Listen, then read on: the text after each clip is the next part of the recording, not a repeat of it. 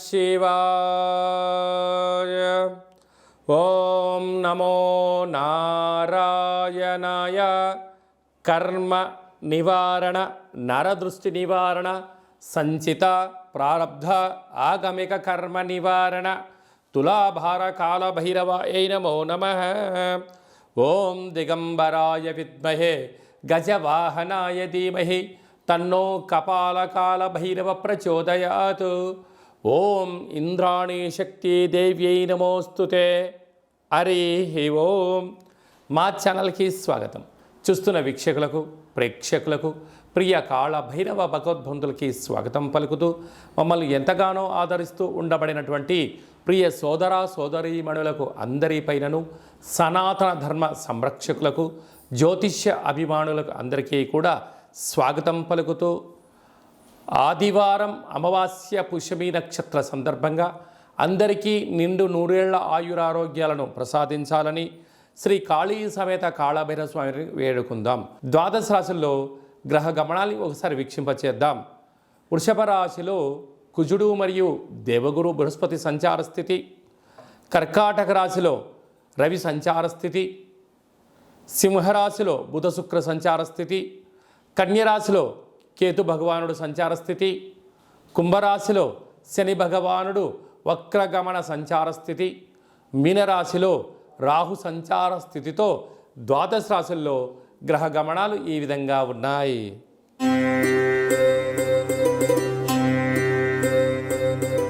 మేషరాశి వారు కాలామావాస్య ఆదివారం అమావాస్య అనురాధ నక్షత్ర సందర్భంగా ఎలాంటి విధులు పాటించాలో ఈ వీడియోలో సవివరంగా సంపూర్ణంగా తెలుసుకుందాం. మేషరాశిలో ఏ నక్షత్రాలు వస్తాయనగా అశ్విని నక్షత్రంలోని 4 పాదాలు, భరణీ నక్షత్రంలోని 4 పాదాలు, కృతికా నక్షత్రంలోని 1 పాదం కలిపితే మేషరాశి.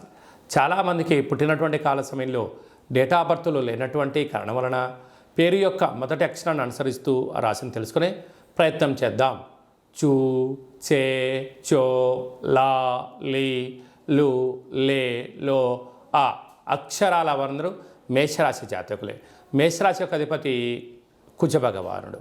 వీరికి ధనవాకు కుటుంబ స్థానంలో కుజుడు సంచారం చేయడం వల్ల కుజదోష ప్రభావము కారణం చేత దయచేసి అప్పులు ఇవ్వద్దు, అప్పులు తెచ్చుకోవద్దు.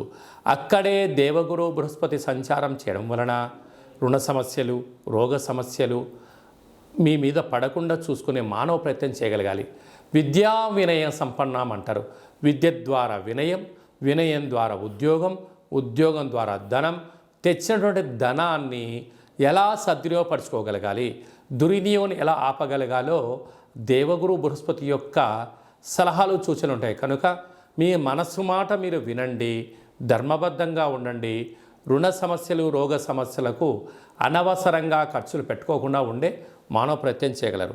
అర్ధాష్టమరవి ఎందుకనగా ఆదివారం రోజు అమావాస్య, అందులో మేషరాశి వారికి కర్కాటక రాశిలో రవి అర్ధాష్టమంగా సంచారం చేయడం వలన ఎవరు చేసినా చేయకపోయినా మేషరాశి జాతకులు ఈ మాసాంతము ప్రతిరోజు సూర్య నమస్కారము, సూర్య భగవానుడికి అర్ఘ్యం వదిలిపెట్టడము, తెల్ల జిల్లేడు వృక్షం దగ్గర దీపం పెట్టడము చాలా అవసరము.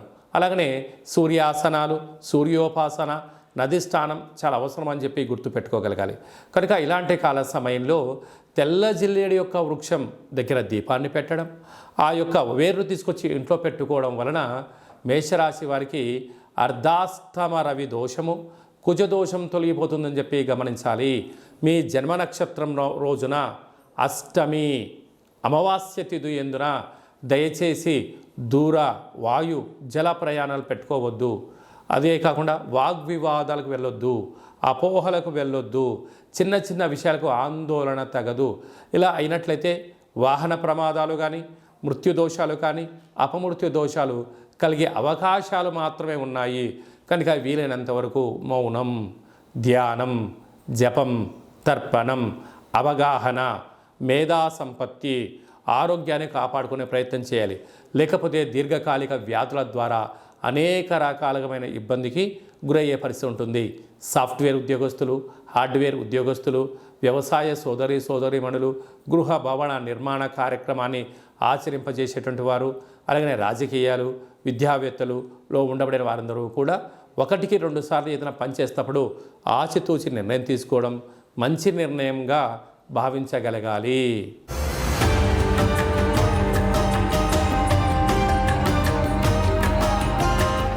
కంచు మోగినట్టు కనకమ్ము మోగదు గదరా సుమతి అని చెప్పి మనకు సుమతి శతకంలో చెప్పడం జరుగుతుంటుంది.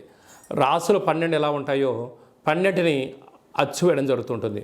పూజ చేసిన తదనంతరము ఈ యొక్క పాత్రను ఇలా ఎడమ చేతో పట్టుకొని కుడి చేతో ఈ కర సహాయం తీసుకొని ఇలా చిన్నగా శబ్దం చేసినట్లయితే ఓంకార శబ్దం రావడం జరుగుతుంటుంది.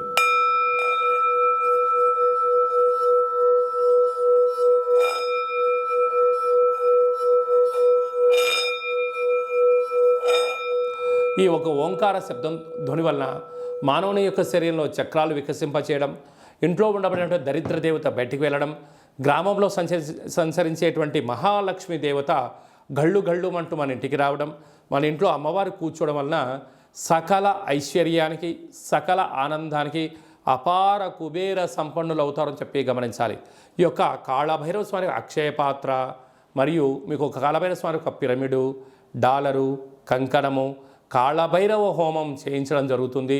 మీకు వాట్సాప్ కాల్ ద్వారా ప్రత్యక్ష ప్రసారాన్ని కూడా చూపించడం జరుగుతుంది. ఆసక్తి గలవారు ఈ కింది నెంబర్ను సంప్రదించి ఆ అక్షయ పాత్రను ఇంట్లో ఉంచుకోవడం వలన అద్భుతమైన ఆనందం, ఆరోగ్యం మీ సొంతం అవుతుందని చెప్పి గమనించాలి. అలాగనే మీ వ్యక్తిగత జాతకం తెలుసుకోవాలనుకుంటున్నారా? మీ పుట్టినటువంటి కాల సమయంలో మీకు తల్లిదండ్రులు పెట్టినటువంటి పేరు, డేటు, నెల, సంవత్సరం, సమయం వ్రాసి పంపించినట్లయితే 100 సంవత్సరాల జాతకాన్ని వ్రాసి సవివరంగా పంపించడం జరుగుతుంది. మీరు పుట్టినప్పుడు గ్రహ గమనాలు ఎలా ఉన్నాయి, ప్రస్తుతం ఎలా ఉంటున్నాయి, రాబోయే కాలంలో ఎలా ఉండబోతున్నాయో సవివరంగా సంపూర్ణంగా తెలియజేయడం జరుగుతుంటుంది.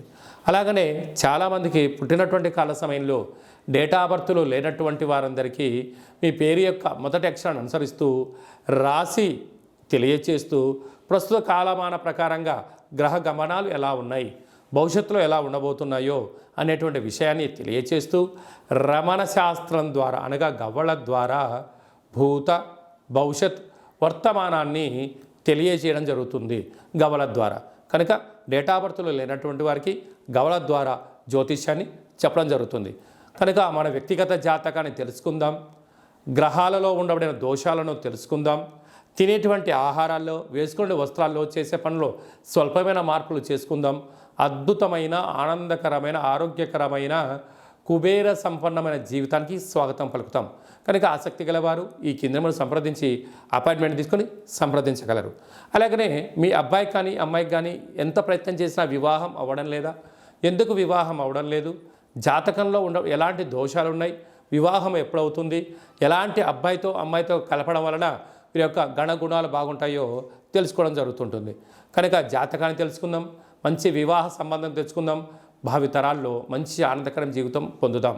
కనుక వచ్చేటువంటి జాతకాన్ని వధూవరుల యొక్క పాదాలు, గుణాలు, సంతాన యోగము, అలాగనే విదేశీయాన యోగము, ఎలాంటి యోగాలు ఉన్నాయో కూడా తెలుసుకుందాం. అలాగే మీ అబ్బాయి కానీ అమ్మాయికి కానీ చిన్నపిల్లలు పుట్టినట్లయితే ఏ మాసంలో పుట్టితే ఎలాంటి పేర్లు పెట్టుకోవాలి, నక్షత్రంలో ఉన్న విశిష్టత ఎంతో కూడా తెలియజేయడం జరుగుతుంటుంది. ఈ యొక్క మాసంలో పుట్టినటు రోజు వారందరికీ కూడా, అలాగే వివాహ వార్షికోత్సవం చేసుకుంటున్న వారందరికీ కూడా మన యొక్క దేవాలయంలో ప్రత్యేకంగా కాళభైరవ హోమం చేయించడం జరుగుతుంటుంది. అలాగనే ప్రసాదం కూడా మీకు పంపించడం జరుగుతుంది. మనమందరము కూడా కలియుగ కాలంలో కాళభైరవ స్వామికి స్మరణ చేద్దాం, కష్టాలకు స్వస్తి పలుకుదాం, ఐశ్వర్యానికి స్వాగతం పలుకుతాం.